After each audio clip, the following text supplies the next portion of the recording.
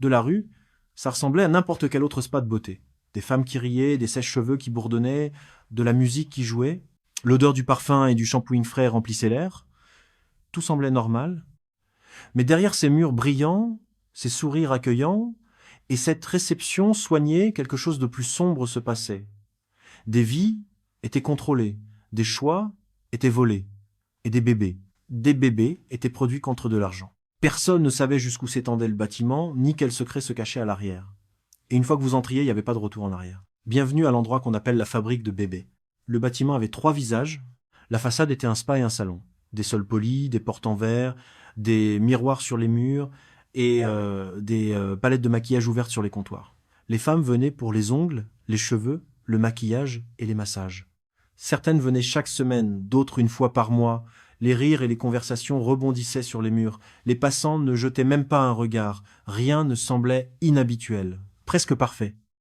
Le côté du bâtiment était un hôtel et un bar. Des portes s'ouvraient, des clients entraient et sortaient. Des hommes en tenue coûteuse avec des liasses de billets s'y détendaient. Du personnel portait des plateaux de boissons. De la musique jouait doucement en arrière-plan. De l'extérieur, c'était animé et inoffensif comme n'importe quel autre hôtel. L'arrière. Personne ne voyait jamais l'arrière du bâtiment. Des murs élevés avec des barbelés, des portails verrouillés, des gardes de sécurité, des fenêtres opaques et des portes que personne d'autre n'était censé ouvrir. Derrière ces portes vivaient des filles de différents âges. Certaines étaient enceintes, certaines se remettaient tout juste d'un accouchement, et certaines filles étaient encore nouvelles. Tout y était calculé. Les filles étaient toujours surveillées. Elles n'avaient pas le droit de posséder un téléphone. Les repas étaient planifiés. Les grossesses étaient organisées et suivies. Les bébés naissaient, étaient récupérés et vendus. Les filles enceintes étaient déplacées de chambre en chambre. Les caméras de surveillance étaient partout. Et personne à l'extérieur ne se doutait de rien. Seule l'obéissance garantissait la survie.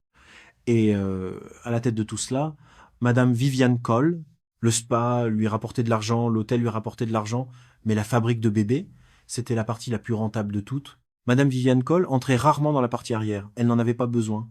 Les ordres passaient par les superviseurs. L'obéissance n'était pas facultative. Beaucoup de filles avaient été trompées, on leur avait promis des opportunités d'emploi au spa ou au salon. Certaines croyaient qu'elles allaient apprendre la coiffure, les ongles, les massages, gagner un peu d'argent et construire une vie. Mais la vérité les frappait durement quand on les emmenait à l'arrière du bâtiment. Là, on leur disait qu'elles devaient produire des bébés. Et pour chaque bébé, elles seraient payées 100 000 néras. Certaines pleuraient, certaines suppliaient, certaines refusaient. Toutes les filles n'avaient pas été trompées, certaines étaient venues volontairement, on les trouvait dans les rues, enceintes, sans nulle part où aller. La madame leur promettait un abri, de l'argent, de la nourriture. Et la plupart acceptaient, parce qu'elles n'avaient pas le choix. Dehors, elles étaient seules, à l'intérieur, elles étaient piégées, mais nourries. Vous vous demandez peu, être qui étaient les pères de tous ces bébés. C'était aussi une partie du plan. Les filles étaient envoyées du côté hôtel et bar du bâtiment. Là, elles divertissaient, les hommes servaient des boissons, dansaient, et certaines étaient contraintes de coucher avec eux. Les grossesses n'étaient pas des accidents. Elles étaient soigneusement planifiées.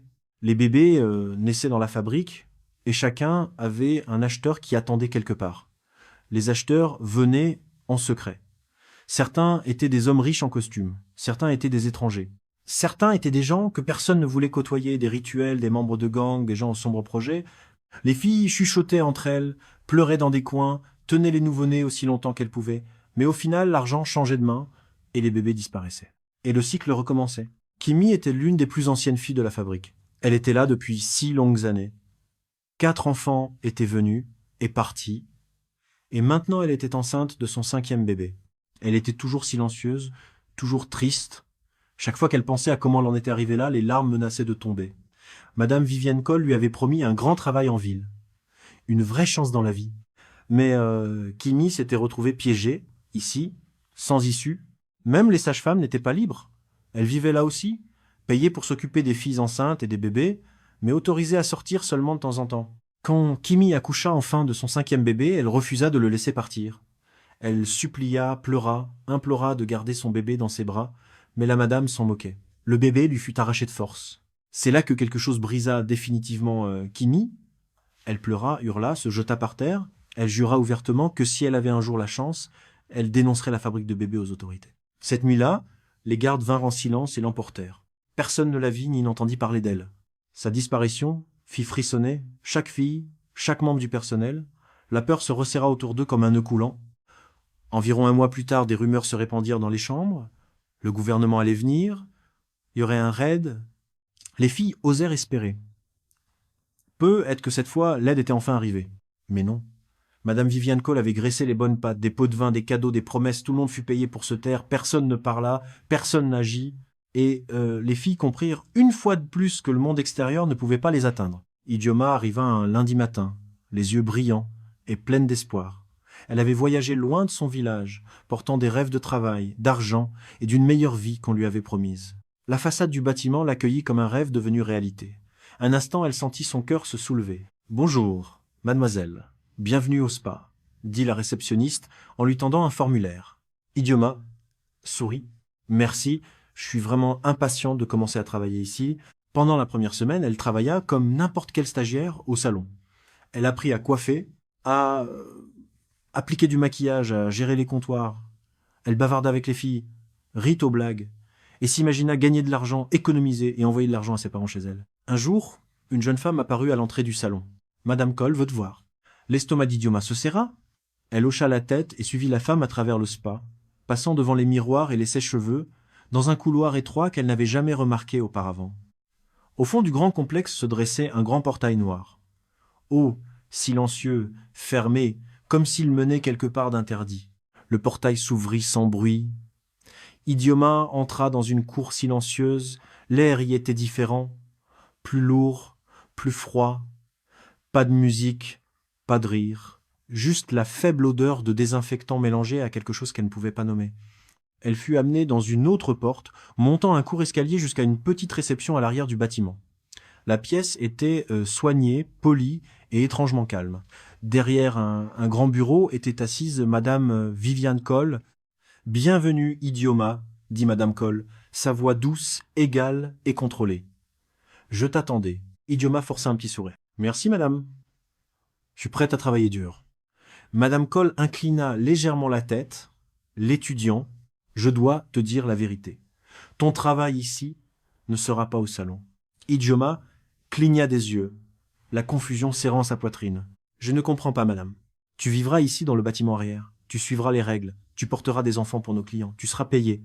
Et tu ne partiras pas sauf si je le dis. » L'estomac d'Idioma se retourna. « Non, je suis pas venu pour ça, madame. Je suis venu travailler au salon. » Le sourire de Madame Cole était poli, inébranlable. « C'est pas pour ça que t'as été amené ici. C'est seulement ce qu'on t'a dit. Tu as 3 jours. Réfléchis bien. Tu travailles ou tu ne pars pas du tout. » L'esprit d'Idioma s'emballa. Elle regarda autour de la pièce soignée, la cour silencieuse derrière la fenêtre, et réalisa que les murs n'étaient pas que des murs. C'était un piège. Après sa rencontre avec Madame Cole, Idioma fut conduite dans une chambre qu'elle n'avait jamais vue auparavant. À l'intérieur, la pièce était petite mais propre. 5 filles étaient assises tranquillement sur des lits étroits. 3 d'entre elles étaient enceintes, le ventre lourd et rond. 2 autres venaient d'accoucher, leur visage pâle, l'épuisement inscrit dans chaque trait. On lui expliqua les règles, les routines, ce qu'on attendrait d'elle, et la vérité sur la fabrique de bébés. Elle écouta, l'estomac noué par la peur et l'incrédulité. Chaque mot lui serrait la poitrine. Elle voulait crier, fuir, mais les murs étaient hauts et les portails verrouillés. Cette nuit-là, Idioma s'allongea sur le lit en fixant le plafond. Elle jura silencieusement qu'elle ne travaillerait jamais ici. Elle refusait de croire que ce pouvait être sa vie. Les 3 jours suivants furent insupportables. Elle pleura seule, refusa les repas et parla à peine à quiconque. Le 3e jour, Madame Cole la convoqua à nouveau. Idioma entra dans le bureau poli, les jambes tremblantes. « Je ne vais pas travailler ici, » dit-elle d'une voix tremblante. « Je veux rentrer chez moi. » Madame Cole rit doucement, un son qui refroidit la pièce. « Rentrer chez toi ? Après être rentré ici, personne ne part. C'est très simple, Idioma. Tu travailles ou tu meurs. » Quand on la renvoya dans la chambre, ses jambes étaient faibles. Elle s'assit par terre et pleura jusqu'à ce que sa poitrine lui fasse mal. L'une des sages-femmes la remarqua. Un moment à l'entrée en la regardant, puis elle entra et s'assit à côté d'elle. Elle n'était pas pressée. Elle n'éleva pas la voix. Elle attendit juste que les pleurs se calmant. « Pleurer ne te sauvera pas ici, » dit l'infirmière Agnès doucement. Idioma essuya son visage. « Je veux rentrer chez moi. Je veux plus du travail au salon. Je veux juste rentrer chez moi. » L'infirmière Agnès soupira. Tout le monde qui est venu ici voulait rentrer chez soi. Certains ont essayé, mais ils n'ont pas survécu. Si tu veux partir d'ici, tu dois planifier. Tu n'as que 2 semaines. Après ça, la madame décidera de ton sort. Et ce sera la fin pour toi. La première chose qu'Agnès lui dit était simple. Si tu veux partir, dit-elle, tu dois d'abord accepter de rester. Le lendemain matin, Idioma demanda à voir madame Viviane Coll. Elle ne supplia pas. Elle ne pleura pas. Elle baissa la tête et dit calmement « Madame, j'ai réfléchi. Je suis prête à travailler. » Madame Coll l'étudia un long moment. Puis elle sourit. « Bien, dit-elle. Tu seras déplacée. » Cette décision changea tout. Idioma fut transféré dans une autre section, là où vivaient les filles qui avaient accepté et celles qui se préparaient à être envoyées du côté hôtel et bar. Elles étaient surveillées de près, caméras partout, garde toujours à proximité. Pendant des jours, Idioma joua bien son rôle. Elle suivit les règles. Elle parla quand on lui adressait la parole. Elle écouta, elle apprit. Elle apprit que certains soirs, des filles choisies étaient conduites par un couloir surveillé reliant le complexe arrière au côté hôtel. Elles étaient habillées, contrôlées, comptées et surveillées. Personne ne fuyait. Personne ne résistait. Ceux qui le faisaient ne revenaient pas vivants. Le 9e jour, l'infirmière Agnès lui remit un uniforme de personnel général. Le même que celui porté par les employés du spa et de l'hôtel. Les gens ne regardent pas 2 fois le personnel, chuchota Agnès. Le soir choisi, Idioma fut emmené avec les autres vers le côté hôtel.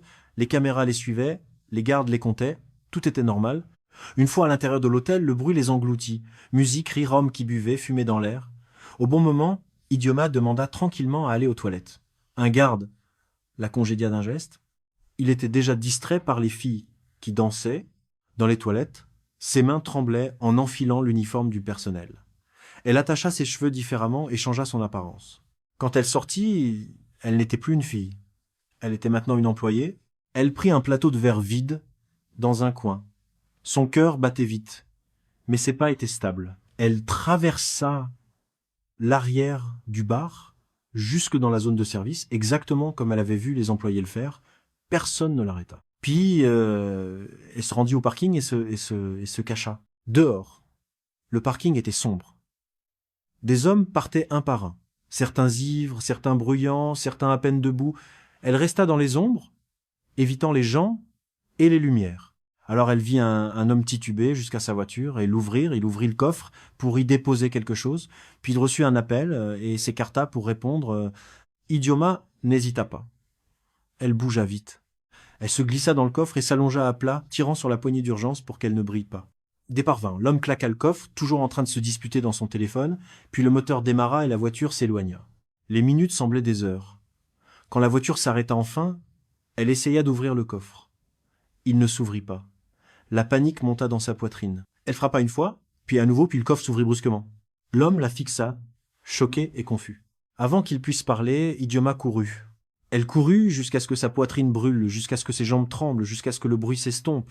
Quand elle s'arrêta enfin, elle regarda autour d'elle. Elle savait pas où elle était. Pas d'argent, pas de téléphone, rien. Mais elle était libre. Maintenant, elle était seule. Et madame Viviane Coll allait bientôt réaliser que quelqu'un manquait. Idioma savait une chose clairement maintenant. S'échapper n'était que le début. Elle allait survivre. Elle allait se battre. Et elle allait mettre la vérité au grand jour, quel qu'en soit le prix.